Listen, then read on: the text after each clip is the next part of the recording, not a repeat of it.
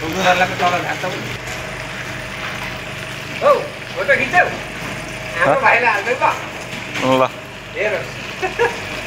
पानी चाहिँ यता आउँछ वापस पानी हाल्दिने र सबै भिडियो हेर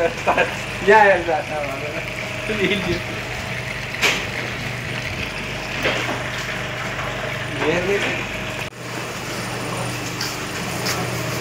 गोबर चाहिँ यसरी सुकाउने जहाँ चाहिँ यहाँ यो चाहिँ यहाँ यस्तो बनाउनु पर्थ्यो क्या यस्तो यसरी यस्तो बनाएको भने सर भन्दा पनि कस्तो यता छेक्ने खालको बाँच्नुपर्छ अनेक देख्न पाइन्छ यार गोबर सुकाउने मेसिन पनि आयो गोबर डल्ला पार्न पनि दिएँ मैले लौरो गोबरको लौरो बनाउनु डल्ला डल्ला लामो लौरो त सुकाएर होइन यस्तै काँचो हालेर परालसँग हाल्नु